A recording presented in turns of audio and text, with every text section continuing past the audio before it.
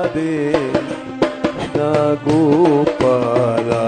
भज राधे कृष्ण गोपाला। भजो राधे कृष्ण गोपाला। भज राधे कृष्ण गोपाला। जय श्री राधे। जय श्री प्रभु ही मीत हैं, क्योंकि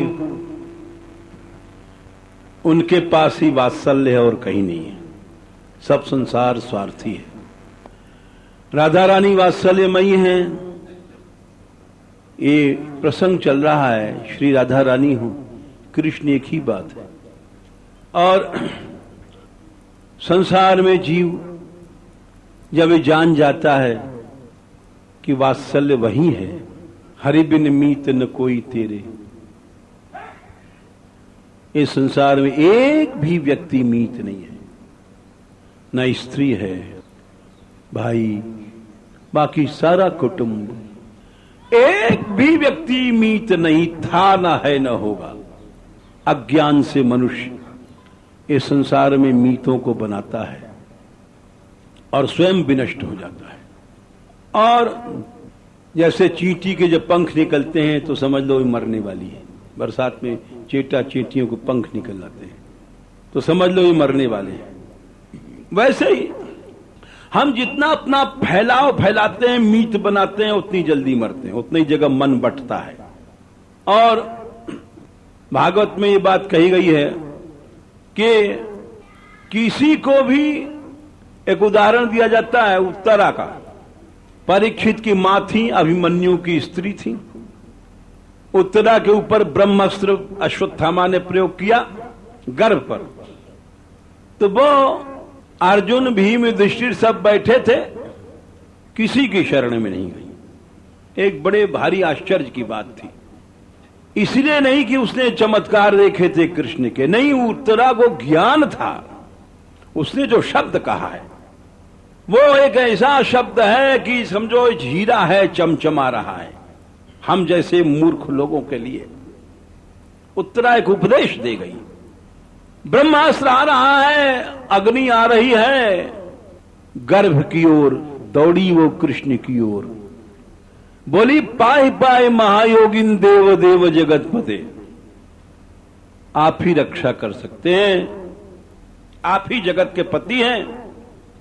बोले तुम और अर्जुन भीम की शरण में क्यों नहीं गई, वो तुम उनके कुल बधू हो।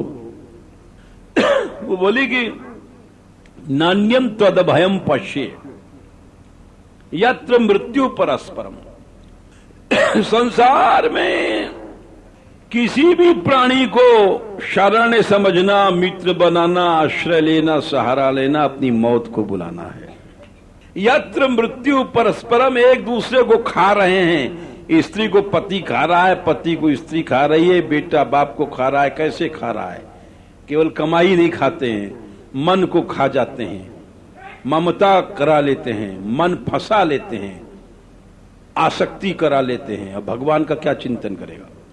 मन खा गए ये लोग, मन खा गए तो सब कुछ खा गए।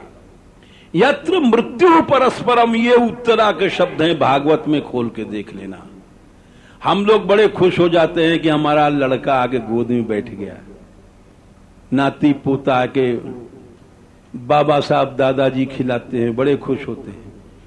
बोले ये सब कुछ नहीं है। उत्तरा बोली कि यत्र मृत्यु परस्परम, एक दूसरे के मौत के कारण पड़ते हैं, सब मन को फंसा लेते हैं इस संसार में कि कहीं भगवान को सोचने न लग जाए। अब भगवान की याद क्या करेगा प्राणी?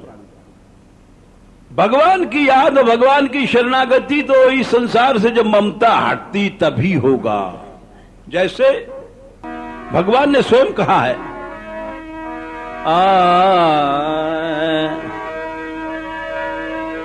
विभीषण, ये शरीर से भी ममता हटानी पड़ती है। हम साधु बन गए, स्त्री नहीं, बच्चा नहीं, लेकिन शरीर तो है।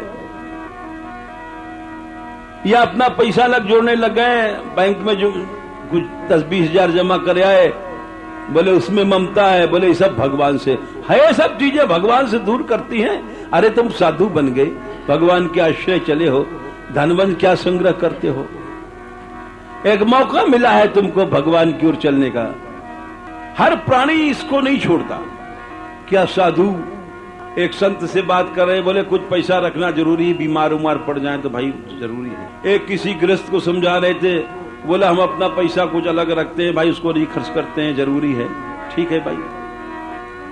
क्या साधु का गृहस्थ वो उसका आश्रय पकड़ता है जो चीज नष्ट होने वाली है। ज्ञान नहीं होता, भगवान की शरण नहीं मिलती। जब तक तुम्हारे पास एक कच्ची कौड़ी है, तुम क्यों आशा करते हो कि दूसरा हम जा रहे हैं तुमको किराया दे, भाड़ा दे और रास्ते खर्च दे। अरे ये भक्ति के विरुद्ध है। भगवान की शरण में चलना सीखो। ये संसारी लोग तुमको यही सिखा कर नष्ट कर देंगे, लेकिन न प्राणी सीखता है न कोई सिखाता है। कृपा करो राधा रानी, कृपा करो।